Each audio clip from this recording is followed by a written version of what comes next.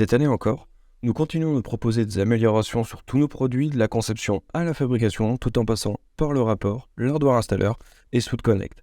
Dans Suite Design, nous avons travaillé à l'amélioration des bibliothèques et de l'expérience utilisateur. Sur SuiteCam, nous avons créé un nouvel algorithme et de nouvelles opérations automatiques. Quant à Suite Nesting, nous avons créé une nouvelle fonction pour gérer facilement les chutes. Dans le rapport, nous allons voir de nouvelles informations exportées et l'introduction du rapport système. D'un point de vue général, nous avons également travaillé sur le contenu de la bibliothèque qui sera intégrée par le biais de l'hardware installeur, et nous terminerons cette présentation en parlant de Suite Connect. Commençons par Suite Design. Nous allons voir les process de panneaux, la prévisualisation des textures dans la bibliothèque de matériaux, la bibliothèque des favoris, la possibilité de définir plusieurs modèles accessibles via les bibliothèques Swood, la définition des différents coûts en fonction de la largeur du champ, quelques améliorations de l'interface dans les Sootbox et l'interface des connecteurs. Passons au process du panneau. Nous avons créé une nouvelle bibliothèque entièrement personnalisable qui vous permettra d'ajouter des informations à vos panneaux que le rapport Swood pourra ensuite récupérer. Ces process, parce qu'ils ne sont que des informations, ne sont pas visibles dans la zone graphique. Vous trouverez ces informations dans la vue d'édition du panneau. Vous pouvez facilement les appliquer soit par glisser-déposer ou en utilisant la fonction « Gérer les matériaux du projet ».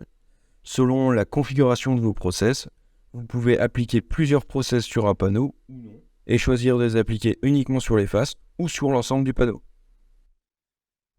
Configurez la bibliothèque de process de panneau comme n'importe quelle autre bibliothèque Swood en cliquant sur le bouton droit de la souris puis modifier.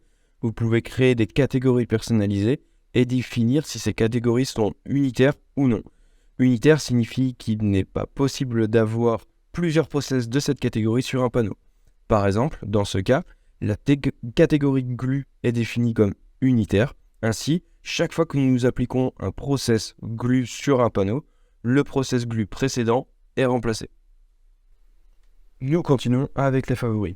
Comme vous pouvez le voir dans la vidéo, nous avons un nouvel emplacement dans lequel vous serez en mesure d'ajouter votre composant de bibliothèque préféré à partir de toutes les autres bibliothèque, et ce, dans un seul endroit. Vous avez donc tout ce qu'il vous faut à portée de main. Nous avons également ajouté en haut de chaque bibliothèque le composant que vous avez défini comme favori. Ainsi, même si vous naviguez dans les différentes bibliothèques, vous aurez toujours un accès rapide à votre composant favori.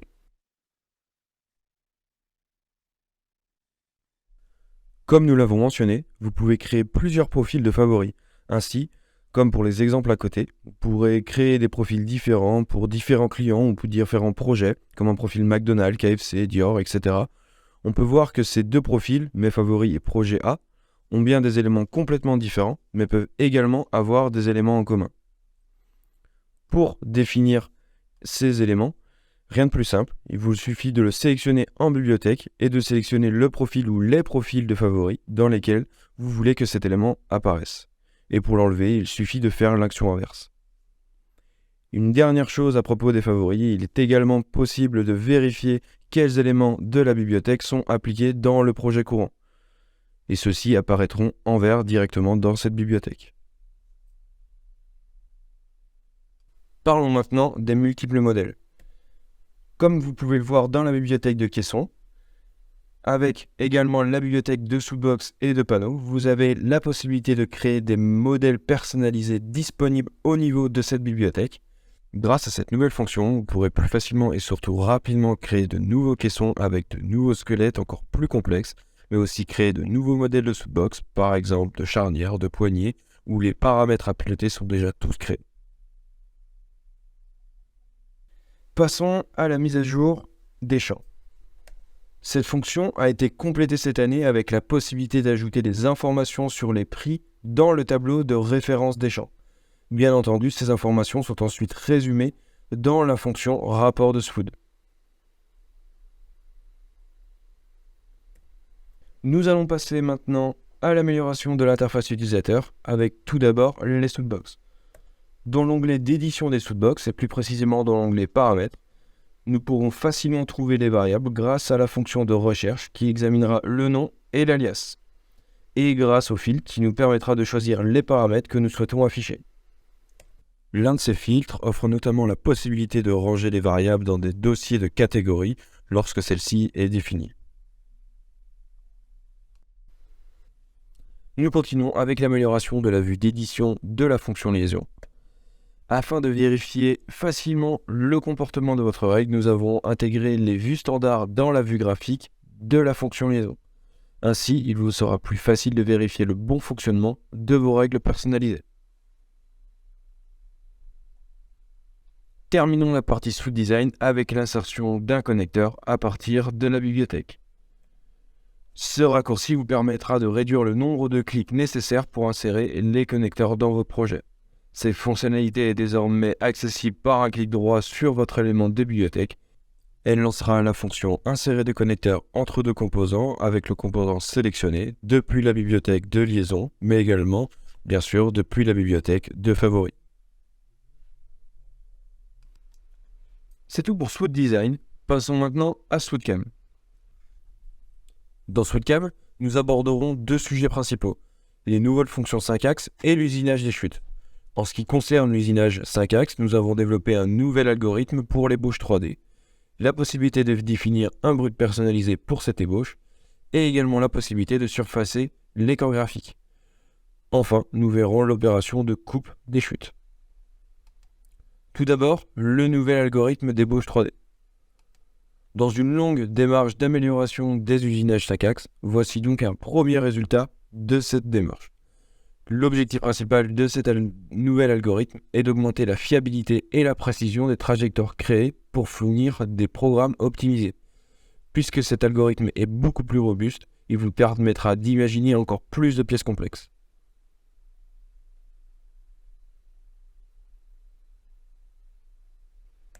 Pour continuer sur l'ébauche 3D, nous avons intégré la notion de stock personnalisé ou de brut personnalisé.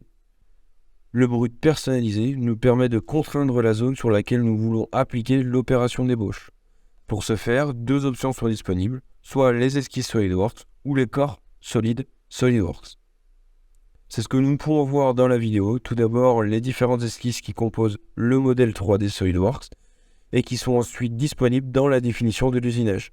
Et comme vous pouvez le voir, en fonction de l'esquisse que nous sélectionnons, nous obtenons un résultat différent.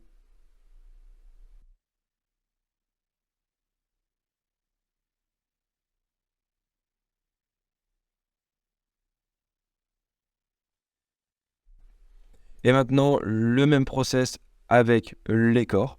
C'est exactement la même chose que pour les esquisses. Vous pouvez créer un corps personnalisé qui est détecté dans la définition de l'usinage. Ensuite, après la reconstruction, l'algorithme détecte le parcours d'usinage entre le corps enlevé et le modèle 3D.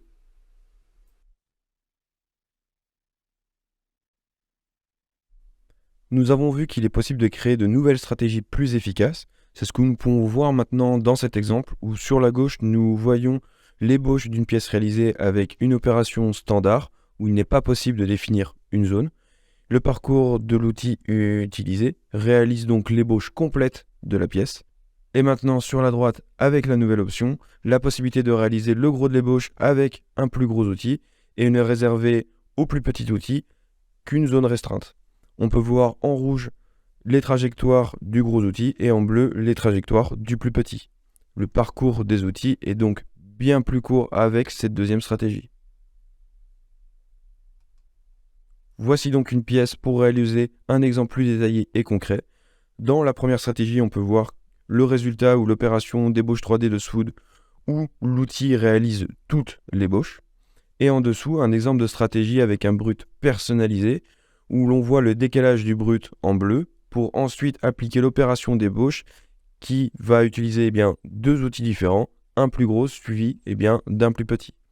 Pour résumer, avec cet exemple de stratégie, le premier outil enlève un maximum de matière assez rapidement et le deuxième outil vient finir l'ébauche. Le parcours d'outils étant réduit pour le même résultat, le temps d'usinage dans cet exemple est estimé à moins 40%.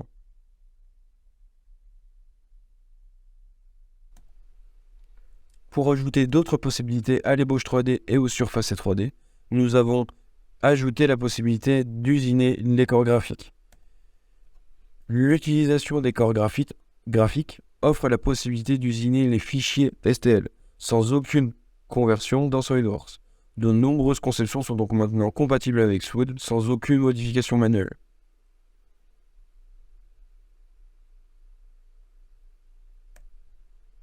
Dans la version 2023 de Swood, nous mettons un point d'honneur à créer une stratégie pour la gestion des chutes. Nous commençons ce sujet avec une nouvelle opération dans SwoodCam, la découpe automatique des chutes. Créée par l'entité d'usinage des contours, une opération de découpe des chutes est maintenant disponible. Swood détecte automatiquement les chutes des panneaux et également les chutes des plaques de nesting. Ainsi, cet usinage simplifie la manutention des déchets ou pour les entreprises disposant d'une extraction automatique des chutes, cela évite de bloquer votre scène en créant automatiquement de petites pièces.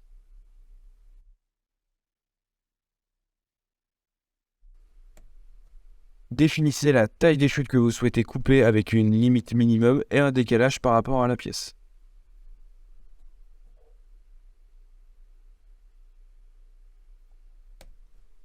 Passons à Swood Nesting et continuons sur le même sujet avec la gestion des chutes réutilisables.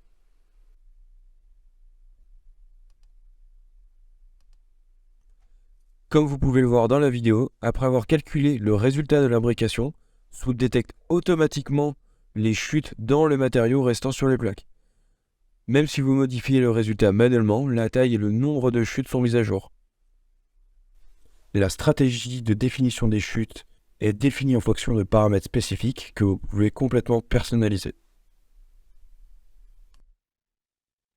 Ces paramètres définis dans la bibliothèque de plaques peuvent être définis en tant que paramètres standards ou paramètres spécifiques à une plaque. Par exemple, la taille de la chute minimum peut être différente en fonction du matériau utilisé. Le paramètre du nombre de chutes permet d'activer ou non la détection des chutes. S'il est défini à 0, la détection est désactivée. S'il est défini à 1, seule la chute de fin de coupe est détectée. S'il est défini à 2, alors les deux chutes peuvent être détectées. Lorsque les chutes sont détectées, il faut alors les couper avec cette nouvelle opération, la coupe en fin de plaque. Ainsi, une fois le résultat de l'imbrication validé et grâce à l'insertion des usinages de 2022, dans le programme FAO de Swood, toutes les chutes sont détectées. Les nouveaux usinages automatiques permettent de créer l'opération de contour selon une stratégie spécifique. Comme vous pouvez le voir dans la vidéo, l'opération de contour termine la plaque en coupant les chutes qui sont ici en rouge.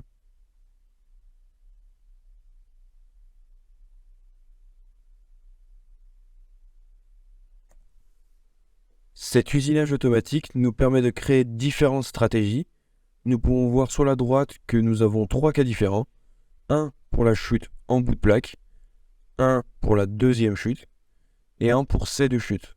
Et chacune de ces opérations peut être coupée complètement différemment. Après avoir coupé les chutes, nous voulons les réutiliser pour des projets suivants. Pour ce faire, après avoir exécuté un rapport Swood, un fichier XML est généré dans la bibliothèque de plaques.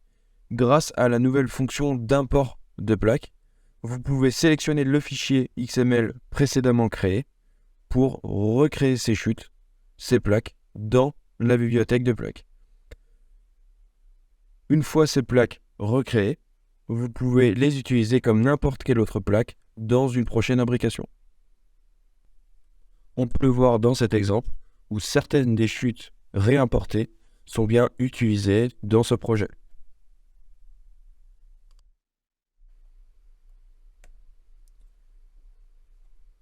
Dans le nesting manuel de cette nouvelle version, et tout comme un panneau, sélectionnez l'étiquette à faire tourner et appuyez sur R pour la tourner de 90 degrés, et ce pour chacune des étiquettes complètement indépendamment.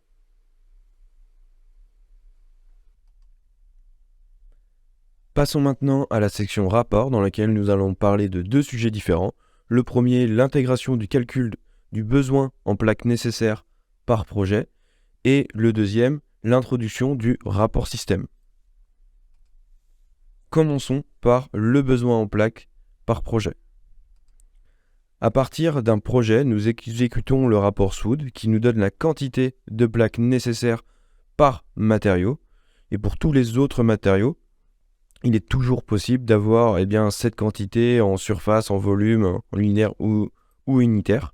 À savoir que cette fonction d'optimisation des plaques par projet n'est disponible que pour les utilisateurs de Swood Design. Cette estimation est possible grâce à la définition d'une bibliothèque de plaques accessible via la bibliothèque de matériaux, dans laquelle nous retrouvons la plupart des mêmes paramètres que dans la bibliothèque de plaques de nesting. La principale information étant la longueur, la largeur, l'épaisseur du matériau venant de Swood Design et la possibilité d'utiliser ou non dans l'estimation de plaques. Enfin, quelques mots sur le rapport système. Le rapport système a pour but de donner accès aux mêmes fonctionnalités et informations du rapport à tous nos utilisateurs. Pour ce faire, nous considérons maintenant le rapport Swood comme une fonction Swood, dont les évolutions seront accessibles à tout moment et à chaque version. Par conséquent, pour personnaliser les informations que vous souhaitez exporter, allez dans le menu de configuration de Swood Design et cliquez sur l'icône d'édition du rapport. Puis sélectionnez ensuite les données que vous souhaitez exporter par le biais de votre rapport Swood. À l'heure actuelle, 2 modules sont disponibles, l'estimation des plaques nécessaires à la production d'un projet, ainsi que la création de l'XML d'import des chutes pour Swood Nesting. Voilà pour les produits principaux de la suite Swood. Passons maintenant aux produits complémentaires. Tout d'abord, le hardware installer. Depuis 1 an, nous avons travaillé sur beaucoup d'éléments dont le but était de les proposer au travers de cet outil. Je suis heureux de vous annoncer que dans la prochaine version du hardware installer, de nouveaux tiroirs, de nouvelles Swoodbox et des caissons seront disponibles. Concernant les nouveaux tiroirs, les tiroirs Bloom sont maintenant disponibles dans cette bibliothèque. Ces tiroirs Bloom, LegraBox, MetaBox et Movento intègrent toutes les options constructeurs ainsi que les règles d'ajustement dans une seule Swoodbox, permettant une utilisation immédiate du composant paramétrique. À glisser-déposer dans un volume et la Swoodbox vous proposera le modèle le plus optimisé par rapport à son contexte d'insertion. Dans cette nouvelle version du hardware installer, nous mettons à disposition plus de Swoodbox et tiges. Après tous les tiroirs et charnières et tiges, toutes les poignées et tiges de la gamme Deluxe et New Moderna sont maintenant disponibles. Comme pour la Swoodbox précédente, toutes les règles de positionnement ont été intégrées de sorte qu'elles soient prêtes à l'emploi.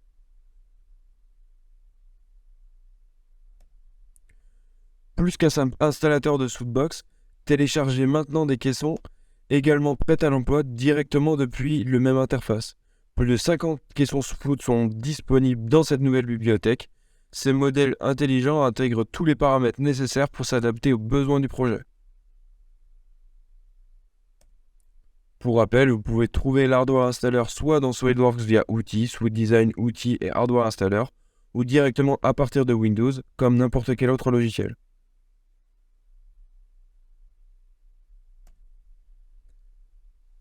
Continuons avec un autre produit additionnel, Swood Connect.